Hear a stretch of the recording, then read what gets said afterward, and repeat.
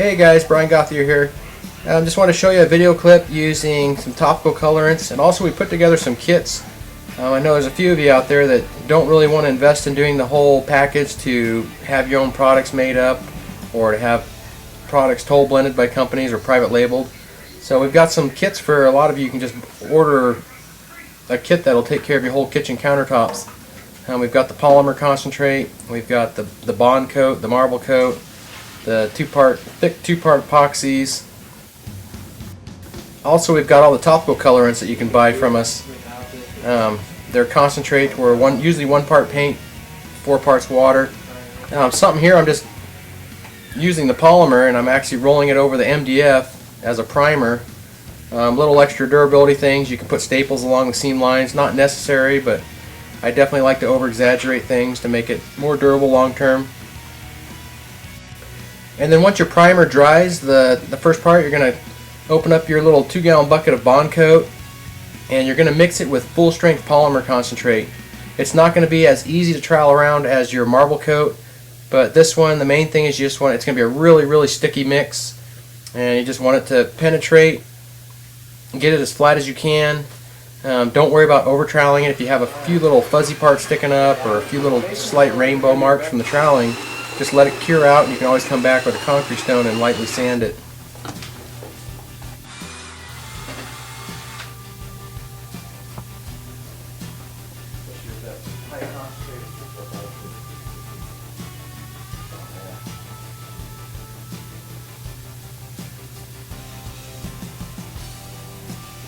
And here you can just pour out a small amount of material. Just trowel it right down the edge, just like you see there. I'd let it drip down the edge. And normally on the edges, I'll actually let it drip down a little bit, and then put your trowel down on edge, and almost like a saw motion, go back and forth. And I've got some bigger aggregates in the bond coat, which make it almost act like a gauge rake, so it keeps you at a minimum thickness.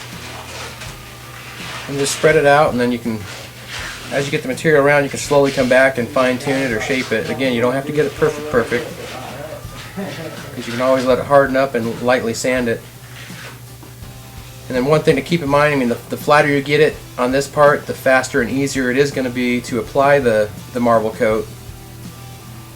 But if you let the bond coat dry too much, it's going to get real tacky, and it'll start pulling the material around.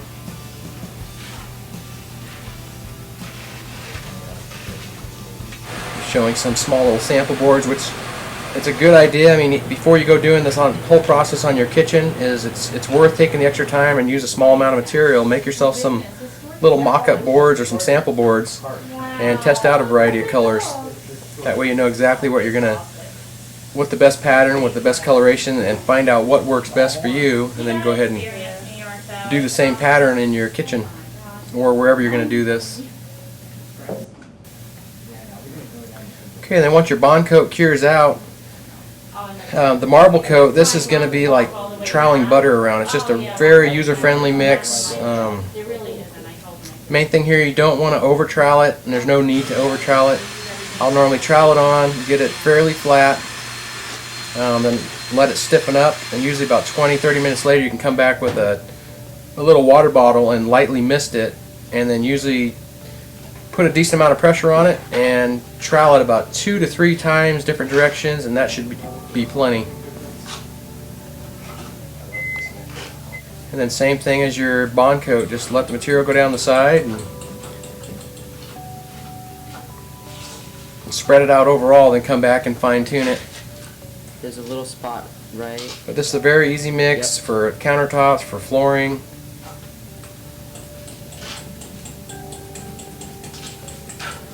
And very durable.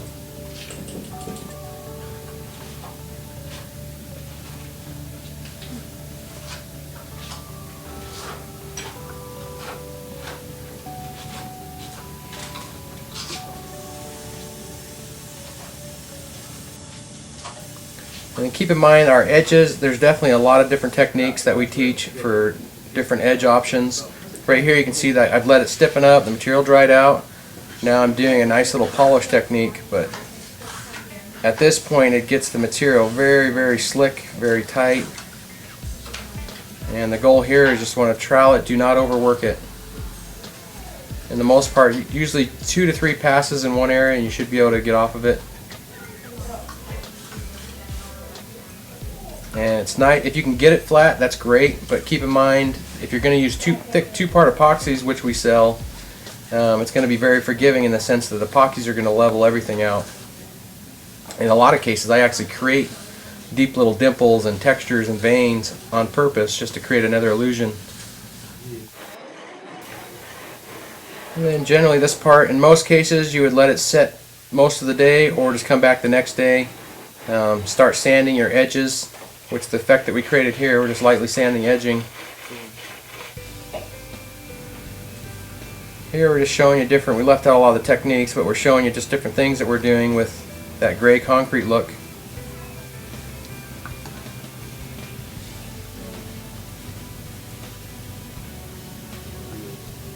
Two-part epoxies. We sell it as a 64-ounce kit. I think we had about 10 square feet, 10 to 12 square feet.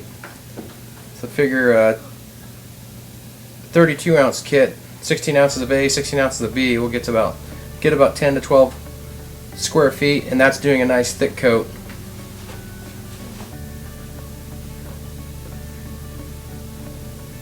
And the key on any of this is just plan on wasting material. In order to get a nice, good, clean job is plan on wasting material, because you want to have enough material on top that it's going to self-level and come out nice and flat.